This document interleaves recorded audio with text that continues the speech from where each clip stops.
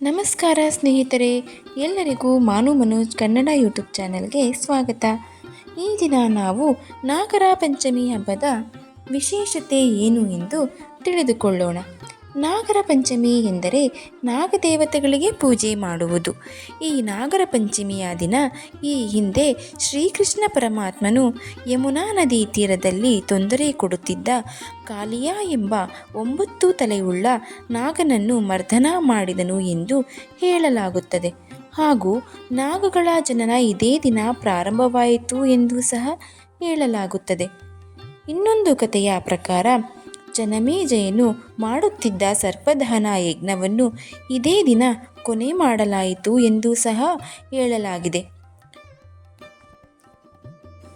ಇನ್ನು ನಾಗಗಳ ಜನನದ ಬಗ್ಗೆ ತಿಳಿಯುವುದಾದರೆ, ಮಹಾಭಾರತದ ಪ್ರಕಾರ ವಿಶ್ವಸೃಷ್ಟಿಕರ್ತ ಭಗವಾನ್ ಬ್ರಹ್ಮನ ಮೊಮ್ಮಗನಾದ ಕಶ್ಯಪನು ಪ್ರಜಾಪತಿ ದಕ್ಷನ 2 ಪುತ್ರಿಯರಾದ ಕದ್ರು ಮತ್ತು ವಿನುತಾ ಅವರನ್ನು ವಿವಾಹವಾಗುತ್ತಾರೆ.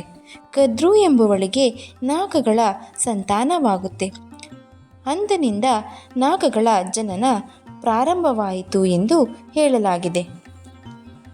ಈಗ ಈ ನಾಗಪಂಚಮಿ ಭಾರತದ ಹಲವಾರು ಭಾಗಗಳಲ್ಲಿ ಹಿಂದೂಗಳು ಆಚರಿಸುವ ಒಂದು ಹಬ್ಬವಾಗಿದೆ. ಇದನ್ನು ಶ್ರಾವಣ ಮಾಸದ ಶುಕ್ಲ ಪಕ್ಷದ ಪಂಚಮಿ ಎಂದು ಆಚರಿಸಲಾಗುತ್ತದೆ. ಈ ಹಬ್ಬವು ಅಣ್ಣ ತಂಗಿ ಇಬ್ಬರೂ ಸೇರಿ ಆಚರಿಸುವ ಹಬ್ಬವೆಂದೇ ಪ್ರಸಿದ್ಧವಾಗಿದೆ. ಇದಕ್ಕೆ ಸಂಬಂಧಿಸಿದಂತೆ ಹಲವಾರು ಕಥೆಗಳು ಚಾಲ್ತಿಯಲ್ಲಿವೆ. ಅದರಲ್ಲಿ ಕೆಲವೊಂದು ಕಥೆಗಳನ್ನು ತಿಳಿದುಕೊಳ್ಳೋಣ. ಒಂದು ಊರಿನಲ್ಲಿ ಒಬ್ಬಳು ತಂಗಿ ಮತ್ತು ಅವಳಿಗೆ 4 ಜನ ಅಣ್ಣಂದಿರು ಇದ್ದರು.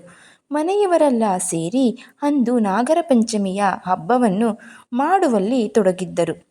ಅಲ್ಲಿಗೆ ಬಂದ ಒಂದು ವಿಷನಾಗರ ಹಾವು ಅಲ್ಲಿದ್ದ 4 ಜನ ಅಣ್ಣಂದಿರನ್ನು ಬಲಿ ತೆಗೆದುಕೊಂಡಿತು.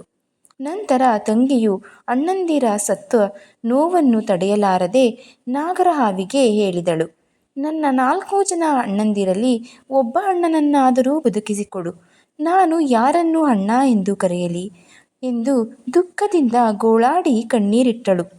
ಅವಳ ದುಃಖ ನೋಡಿ ಮನಸ್ಸು ಕರಗಿದ ಆ ಹಾವು ಒಬ್ಬ ಅಣ್ಣನ ಪ್ರಾಣವನ್ನು ಕಾಪಾಡಿತು. ಅಂದಿನಿಂದ ಈ ನಾಗರ ಪಂಚಮಿ ಹಬ್ಬವನ್ನು ಅಣ್ಣ ತಂಗಿ ಸೇರಿ ಮಾಡುವ ಸಂಪ್ರದಾಯ ಆರಂಭವಾಯಿತು. ಇನ್ನೊಂದು ಕಥೆಯ ಪ್ರಕಾರ ಒಂದು ಹಳ್ಳಿಯಲ್ಲಿ ರೈತನೊಬ್ಬ ವಾಸ ಮಾಡುತ್ತಿದ್ದನು. ಅವನಿಗೆ 2 ಗಂಡು ಮಕ್ಕಳು ಹಾಗೂ ಒಬ್ಬಳು ಮಗಳಿದ್ದಳು. ಒಮ್ಮೆ ಜಮೀನು ಉಳುಮೆ ಮಾಡುವ ಸಮಯದಲ್ಲಿ 3 ಹಾವುಗಳು ಪ್ರತ್ಯಕ್ಷವಾದವು. ಅವುಗಳನ್ನು ಕಂಡು ಭಯಪಟ್ಟ ಆ ರೈತನು ಆ ಹಾವುಗಳನ್ನು ಕೊಂದು ಹಾಕಿದನು.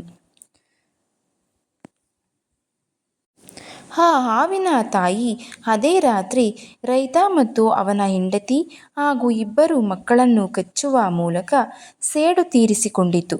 ಮರುದಿನ ರೈತನ ಮಗಳು ತನ್ನ ಹೆತ್ತವರು ಮತ್ತು ಸೋದರರ ಸಾವಿನಿಂದ ಕಂಗಾಲಾದಳು. ತಾಯಿ ಹಾವಿನ ಬಳಿ ಹೋಗಿ ಹಾಲಿನ ಬಟ್ಟಲನ್ನು ಅರ್ಪಿಸಿ ಕ್ಷಮೆಗಾಗಿ ಭಕ್ತಿಯಿಂದ ಬೇಡಿಕೊಂಡಳು ಮತ್ತು ತನ್ನ ತಂದೆ ತಾಯಿ ಹಾಗೂ ಸೋದರರ ಜೀವವನ್ನು ಬದುಕಿಸಬೇಕೆಂದು ಅಂಗಲಾಚಿ ಕೇಳಿಕೊಂಡಳು. ಅವಳ ಭಕ್ತಿಗೆ ಹಾಗೂ ದುಃಖವನ್ನು ನೋಡಿ ಹಾವು ಆ ಹುಡುಗಿಗೆ ಆಕೆಯ ತಂದೆ ಮತ್ತು ತಾಯಿ ಹಾಗೂ ಸೋದರರನ್ನು ಬದುಕಿಸಿಕೊಟ್ಟಿತು. ಈ ನಾಗರ ಪಂಚಮಿಯ ದಿನ ಹುತ್ತಕ್ಕೆ, ನಾಗರ ಕಲ್ಲಿಗೆ ಹಾಗೂ ಶ್ರೀ ಸುಬ್ರಹ್ಮಣ್ಯ ಸ್ವಾಮಿಗೆ ವಿಶೇಷ ಪೂಜೆ, ಅಲಂಕಾರ ಮಾಡಲಾಗುತ್ತದೆ. ನಾಗಪಂಚಮಿಗೆ ಸಂಬಂಧಿಸಿದಂತೆ ಮುಂದಿನ ವಿಡಿಯೋದಲ್ಲಿ ಇನ್ನಷ್ಟು ವಿಷಯಗಳನ್ನು ತಿಳಿಯೋಣ. ಈ ವಿಡಿಯೋ ನಿಮಗೆ ಇಷ್ಟ ಆಗಿದ್ದರೆ ದಯವಿಟ್ಟು ಶೇರ್ ಮಾಡಿ, ಲೈಕ್ ಮಾಡಿ, ಸಬ್ಸ್ಕ್ರೈಬ್ ಆಗಿ ಹಾಗೂ ಕಮೆಂಟ್ ಮಾಡಲು ಮರೆಯದಿರಿ. ಧನ್ಯವಾದಗಳು.